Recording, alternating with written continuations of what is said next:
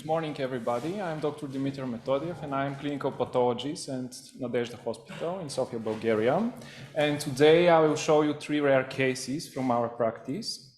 So the first case is a 56-year-old female patient admitted as an emergency for surgical treatment of acute lower abdominal pain in our hospital. On ultrasound examination, we found hyperechogenic formation which filling the pelvis with a bulky mass large in size. The tumor markers are normal, and intraoperatively we found TERT tumor formation which originating from the right ovary. So total abdominal hysterectomy with bilateral annexectomy and biopsy from the omentum was performed. Grossly, we found a round tumor formation with large in size, with the presence of cystic areas on the cut surface and a fascicular appearance of this surface with moderately increased density. The right fallopian tube is partially adherent to the outer surface of this tumor formation. And of course, for us, the most important is the histopathological examination of this formation. Of course, at this time, we think about fibroma because of the appearance, but under the microscope, we have a spindle tumor formation, which is composed of moderately atypical cells. On the second picture, again, this spindle appearance of the tumor cells. Next slide. Another picture shows us moderately pleomorphism of the tumor cells, and on the second picture you may see some mitotic activity. I don't have a pointer, sorry about this. These are the mitosis in the tumor. And what is the most important for us? To use immunohistochemical examination to prove the diagnosis. And the tumor cells are positive for caldesmon and smooth muscle actin, which are markers for a smooth muscle phenotype of the tumor cells. Also positivity for desmin in the tumor cells and negativity for CD10 on the second picture. So CD10 is positive in endometrial stromal sarcomas. Again, we have to mind about this sarcoma. Sometimes leiomyosarcomas are positive for cytokeratin. In this case, we don't have positivity. We have to do a differential diagnosis also with a gastrointestinal stromal tumor, which is positive for CD117. In this case, the marker was negative. Another markers helpful for the diagnosis are progesterone receptor. Here we have a few positive cells. So in benign leiomyomas and stump, this marker usually is a positive. And P53 here shows us overexpression, and P53 usually is wild type in endometrial stromal tumors. Ki67, which is a proliferative marker, here is a high, like in a malignant tumor. And our diagnosis was a primary ovarian leiomyosarcoma with involvement of the mesosalpinges. The tumor parenchyma was with conventional spindle cell morphology. From the post-operative CT scan, there was no evidence of dissemination of the disease, and the patient is referred for adjuvant chemotherapy with adriamycin, ifosfamide, and mesna. So talking about the smooth muscle tumors of the ovary, they are rare. More commonly, they are benign, leiomyomas, and smooth muscle tumors with uncertain malignant potential. And the most rarely, it is a leiomyosarcoma. Sarcomas account for approximately 1% of the ovarian tumors, and the ratio between carcinomas and sarcomas is 40:1. More common ovarian sarcomas are endometrial stromal sarcomas, fibrosarcomas, rhabdomyosarcomas, and most rare, primary leiomyosarcoma. Etiology of this tumor, primary leiomyosarcoma, is unclear.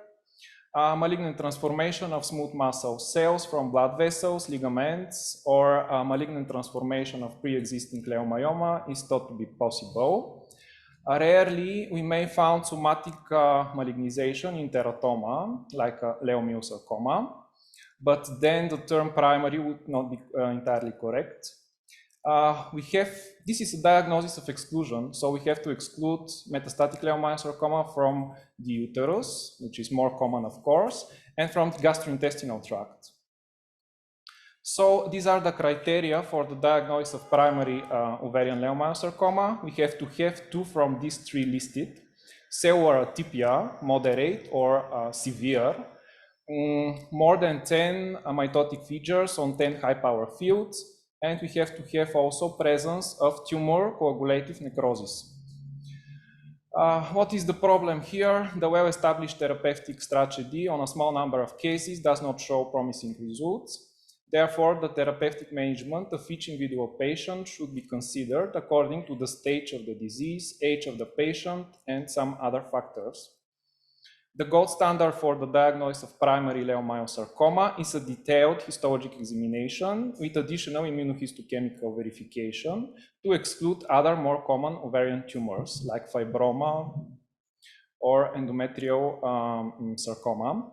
The possibility of metastatic involvement of the ovary from other leiomyosarcoma should be considered.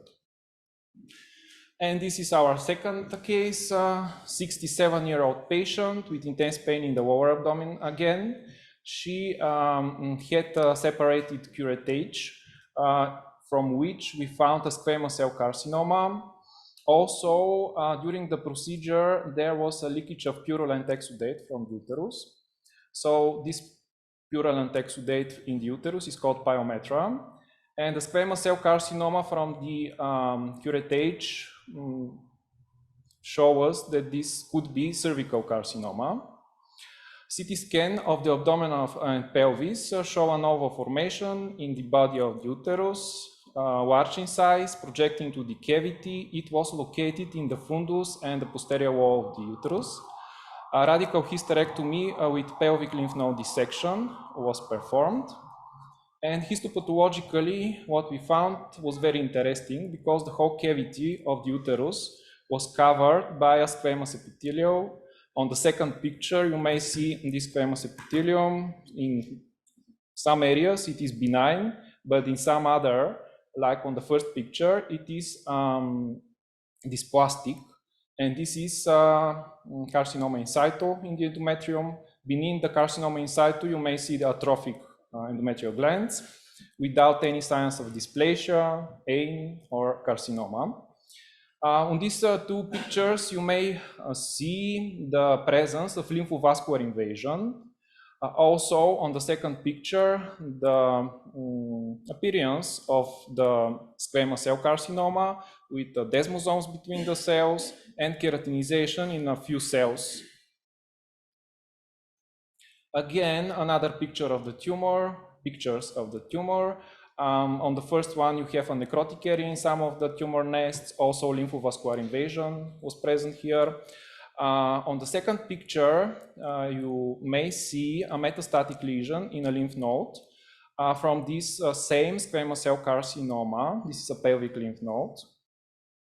Here, you have immunohistochemical examination. On the first picture from the uterine cervix, P16 was negative, and the whole cervix was examined, and not even low-grade dysplasia was found. Everything was normal in the cervix, but in the endometrium, P16 was positive.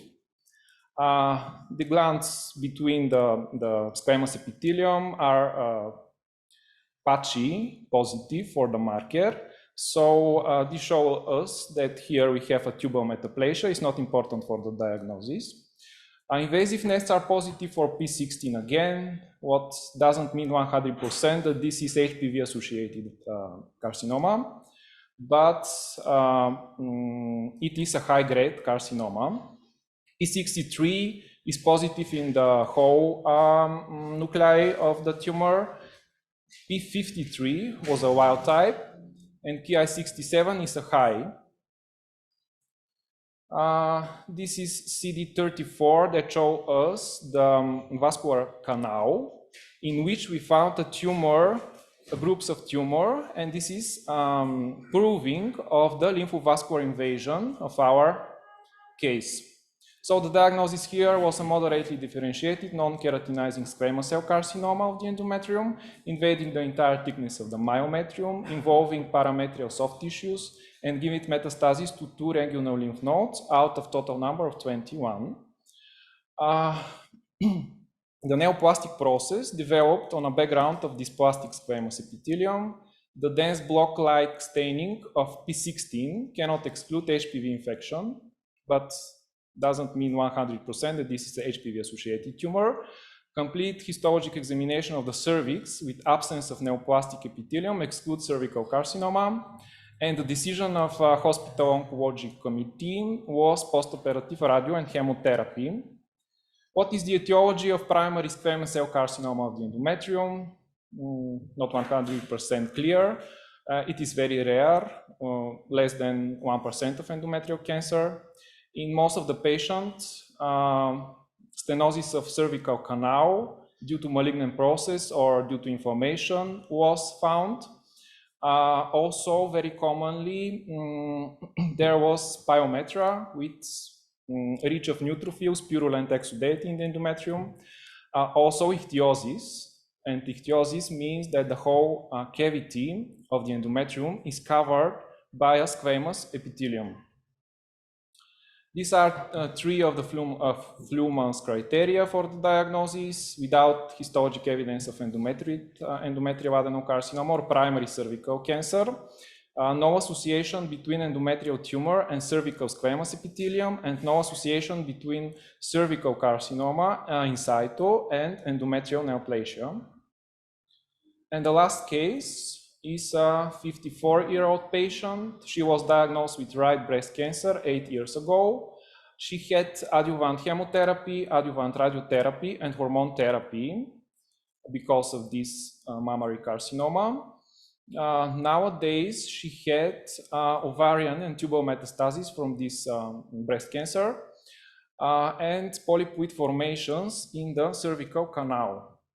So here on the first picture, it is a conventional cervical polyp, which is covered by a mucinous epithelium, and the stroma is not hypercellular. And on the second picture, you have fragments from our patient, and the epithelium is not so mucinous, it is more flat looking, and endometrial and stromal cells, are hypercellular. And this hypercellularity is seen mostly beneath the epithelium.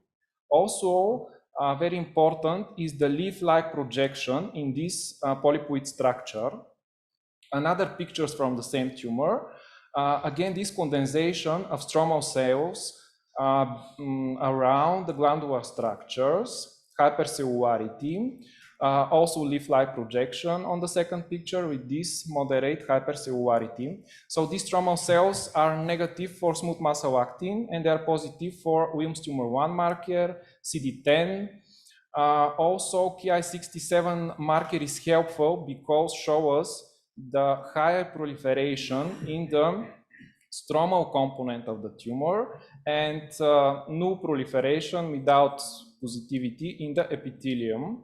So this is two-component tumor with a benign epithelial and malignant, mostly low-grade stromal component.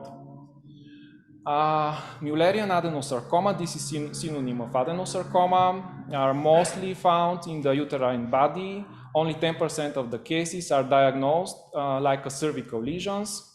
They could be associated with prior hormone therapy, for example, for a breast cancer. Also may be found in patients with ovarian tecomas because of the hyperestrogenism in these patients. And for us pathologists, the most important is to distinguish low-grade from a high-grade transformation with sarcomatose overgrown. And here, the most important markers are P53, which shows usually overexpression when we have overgrowth of the stroma, and Ki67, of course, which shows high proliferation in these tumors. And this is our last slide. Frequent is frequent and rare is rare. The one who often makes rare diagnosis is frequently wrong. And I will be very happy to answer your questions.